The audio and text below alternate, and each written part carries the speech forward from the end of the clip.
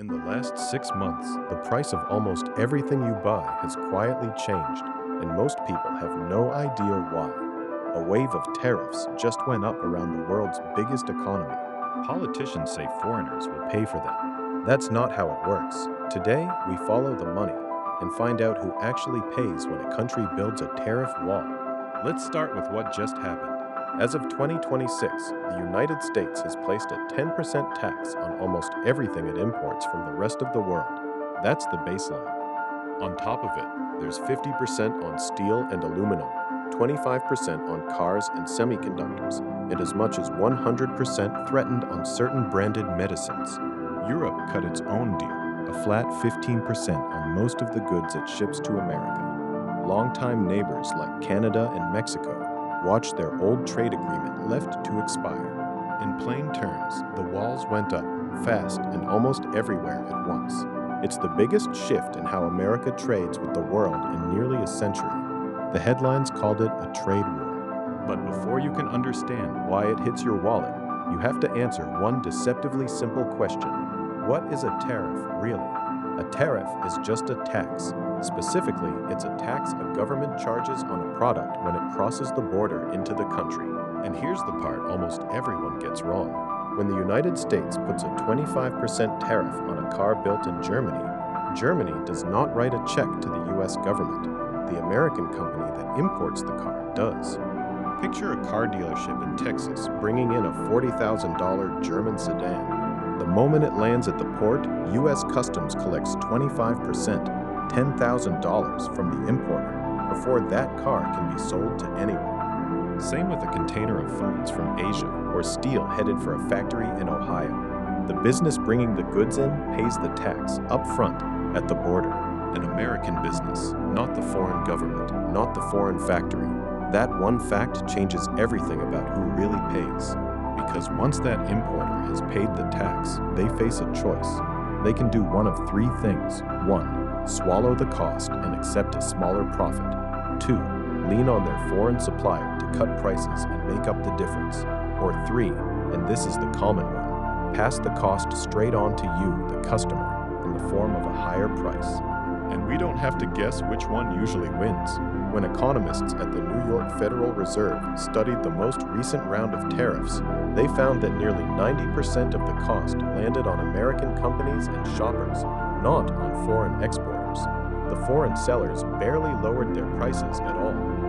Think about what that means in real life. That $40,000 car now stickers closer to $48,000. The washing machine costs a little more. The laptop, the sneakers, the medicine, each nudged upward, and you will almost never see a line on the receipt that says tariff. It is simply baked into the price you pay. Economists have a name for this: tariff incidence. It's a fancy phrase for a simple truth.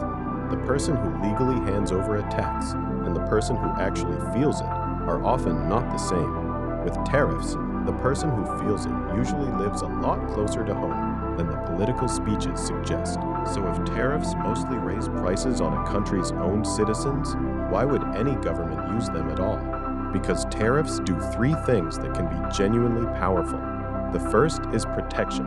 Put a tax on foreign steel, and suddenly domestic steel looks cheaper by comparison. That can shield local factories and local jobs, at least for a while. For a town built around a single mill, that is not an abstraction. It is people's livelihoods. The second is revenue. A tariff is a tax, and it raises money for the government, without touching the income tax rates that voters actually notice. The third is leverage. The mere threat of a tariff is a weapon at the negotiating table. Open your market to us, or your exports get taxed. That is the exact logic behind the 2026 threat to put tariffs of up to 100% on any country that dares to tax American tech companies. So tariffs aren't crazy. They are a tool. The real question is never good or bad. It is the trade-off, because that protection and that leverage come at a price, and the price has a habit of spreading far beyond the industry you are trying to help. Here's where it grows bigger than any one country. When one nation raises tariffs, the others rarely just take it. They retaliate, putting their own taxes on your exports. America taxes European cars. Europe turns around and taxes American whiskey, motorcycles, and farm goods. Now exporters on both sides of the ocean are losing sales. That tit for tat is what we actually mean when we say trade war. And we have seen this film before, with a much worse ending. In 1930, just as the Great Depression was taking hold, the United States passed a sweeping tariff law known as Smoot-Hawley. It raised taxes on thousands of imported goods. Dozens of countries hit back with tariffs of their own. Over the next few years, global trade collapsed by roughly 2/3. Many economists argue those walls made the depression deeper and longer than it ever had to be. That is the ghost that hangs over every tariff decision since. Tariffs can rescue one industry today while quietly shrinking the entire pie tomorrow. So let's strip away the politics completely and get practical. What does a tariff wall actually mean for your money? 4 things. The first is prices. Anything imported or built using imported parts tends to drift upward. Cars, electronics, tools, furniture, even the medicine in your cabinet. The second is inflation. When a lot of goods get more expensive at the same time, it can keep overall inflation stubbornly high, and that reaches into everything. Your rent, the interest on your loans, the real value of your savings. The third is your investments. Companies that depend on global supply chains can see their profits squeezed, while a handful of protected industries suddenly do better. If you own index funds or a pension, tariffs quietly reshuffle the winners and losers inside them. And the fourth is retaliation. If you happen to work for a company that exports, those foreign counter tariffs can land directly on your industry and your job.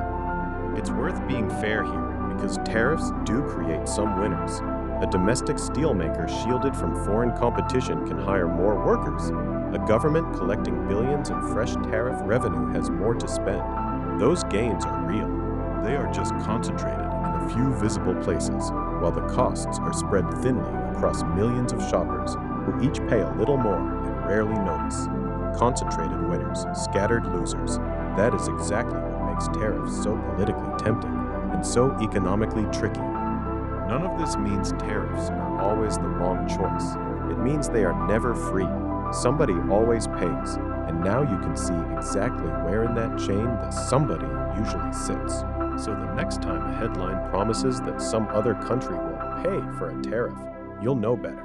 You'll follow the money to the border and usually right back to your own wallet. If this made the news make a little more sense, then that is exactly what this channel is here for. The money story behind the headlines. Subscribe and we'll break down the next one together.